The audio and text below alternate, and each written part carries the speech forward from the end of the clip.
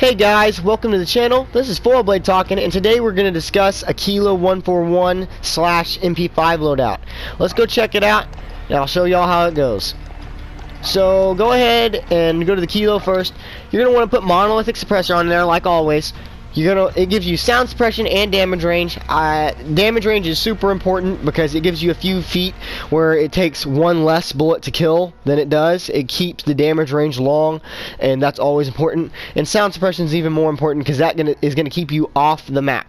It does have a couple negatives, but they are highly outweighed by the positives. You're going to want to put on the Singard Arms Prowler for your barrel. It gives damage range and bullet velocity. Damage range, we already discussed that. Super important. Gives you a few extra feet of that extra advantage. And then you're going to get bullet velocity, which is really nice, especially with a low recoil weapon, because it allows you to laser people out of the sky when they're parachuting down without aiming ahead of them a whole bunch. It also lets you take out moving targets on the ground or people in a vehicle. I'm not very good at taking out people in a vehicle, but there's no way you could do it easily without bullet velocity. And then you get that recoil control, which on this weapon, that recoil control right there is pretty much all you need. It keeps it very low. This recoil on this weapon is super easy to manage, and the only recoil you have to worry about at all is side to side, and you can take care of that with the Commando foregrip, which I'll show you in a minute. It does give you a movement speed debuff, which is kind of significant, so just don't put any more movement speed debuffs on there. And the aim down sight speed debuff is you just kind of have to deal with it. It still is pretty fast aim down sight speed, but it's not amazing anymore. Go ahead and put the VLK3 optic on there. You don't have to put VLK3 optic. It's whatever optic you like, but I use the VLK3 because this is a long-range assault rifle. It's built for longer ranges. It's got that slower aim down sight speed. It's not super slow, but it's slow enough that you're going to want to mostly use this for long-range engagements. So go ahead and put a zoom optic on there, whichever you prefer. I use VLK3. I like the tiny dot, and I like its overall look. But you could use the Cronin or the dual power zoom scope or even the normal sniper scope. You could use any of them really. And if you don't like a zoom scope, you can put a normal sight on it, like the GI Mini. I highly recommend that one. But you're probably going to want a zoom scope for this assault rifle. Go ahead and put the 60 round mags on there. I know some of you people are going to say you should just put the 100 round mags on there, but the 100 round mags is going to make your movement speed super duper slow. It's going to make it like mega slow. It's going to be like running a medium to faster paced LMG instead of a kind of slow assault rifle. And the 60 round mags, honestly, you can barely tell the difference. The aim down sight speed is going to be reduced a little further, but it's still not too bad. And then go ahead and put the Commando foregrip on there. It's a little less movement speed, but you get recoil stabilization, which is super important, and aiming stability, which is very nice to have. The recoil stabilization takes care of what little side-to-side bounce this weapon has, and it already has basically no upwards recoil at this point. So Merc foregrip or Ranger foregrip are pretty much useless. So go ahead and put the Commando, because that's going to eliminate what small side-to-side bounce you have. That's pretty much the loadout for this weapon. If you are going to change something on this, I recommend taking the VLK off and putting on a laser, and that's only if you like iron sights. Or obviously you can switch your sights around. But if you like iron sights, take that off and put a tack laser on there. The tack laser is just a super good attachment. It's going to give you aiming stability and aim down sight speed, both of which are going to be really useful on this weapon, especially since we've reduced the aim down sight speed quite a bit with all these attachments. The aim walking steadiness is also going to be nice, but it's not going to be a game changer on any level. Aim walking steadiness really isn't that important. So let's go ahead and look at the rest of the loadout. MP5. So I don't use the MP5 much, hardly at all actually. So I don't actually have the integral monolithic suppressor unlocked. So I just put the monolithic suppressor on there until I unlock the integral. But definitely use the integral, not the normal monolithic. It's much better. This is just for the purposes of showing you the general loadout. You're going to want 5 milliwatt laser. You could use the 1 milliwatt, but I prefer the 5 milliwatt. You get that much more hip fire accuracy, and hip fire accuracy is amazing on this weapon. It is just fantastic. If you can hip fire with this weapon, you're probably going to beat everybody that's there within 15 meters.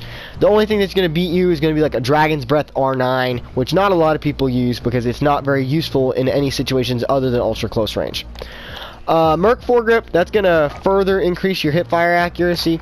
It's going to give you that much more of an advantage with the hipfire, which is super duper important on this weapon. If anything on this weapon, if you're going to make anything good on this weapon, you want to give it the most hipfire accuracy possible. 45 round mags, because 45 round mags are important. Mag size matters in Warzone, and if you use the normal mag size, you'll be able to make this weapon work, but it kind of has a slow reload speed. So you want to have that 45 round mag, that way you can take out more than one person, especially if you're in duos and you're the only person that's good at clearing buildings in duos, trios, or quads. You're going to want to use this. Rubberized grip tape. You don't have to use that. If you weren't going to use rubberized grip tape, I would use sleight of hands. Sleight of hand is really nice to have on this weapon because it has kind of a slow reload speed. But with the 45 round mag, that doesn't really matter. So probably use rubberized because this weapon's recoil is pretty meh. So go ahead and put the sleight of hand on there if you don't want rubberized. It doesn't really matter too much. And if you don't want either of those, you could put an optic on there. But this weapon is mostly going to be used for situations where you hip fire.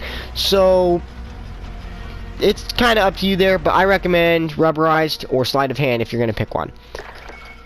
For perks, go ahead and pop on EOD. I know a lot of people don't like EOD. They think it's kind of a easy perk. It's just, you know, easy. But none of the other perks on here are very good anymore. You could use double time, but I like the slide cancel. And yes, you can go faster with double time than you can when you're slide canceling. But it kind of evens the playing field out. It's not super useful. I never use scavenger because most of the time, if you kill somebody, you're going to get ammo from them anyway. You're not going to need to resupply ammo from their body. Cold-blooded is pretty much useless since there's not a lot of thermal snipers anymore.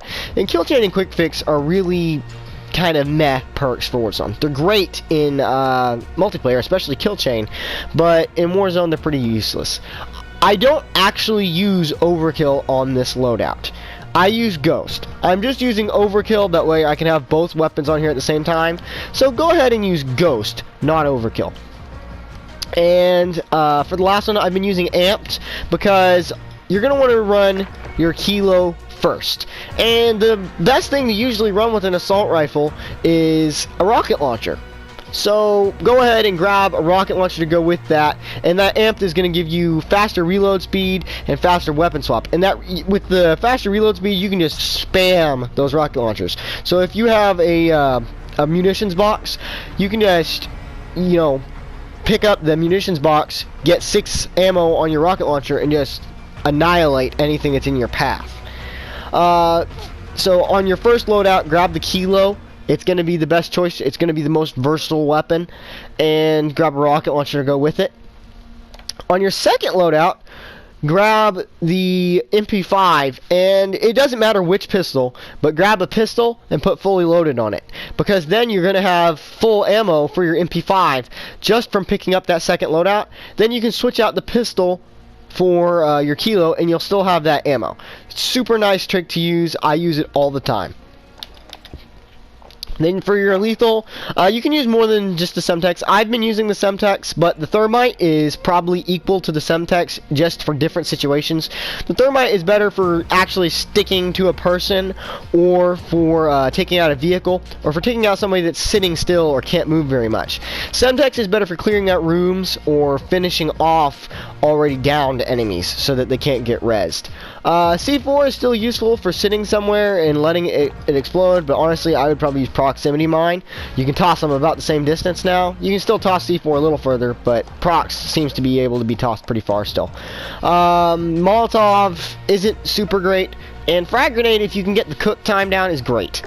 For your tactical, you could use stun grenade or heartbeat sensor. It just depends on your playstyle and who is running what on your team. If everybody else is running stuns, you probably should run heartbeat sensor. If everybody else is running heartbeat sensor, you should probably run stuns. You don't need 3 heartbeat sensors because one person can tell you where everybody is if you have good communication.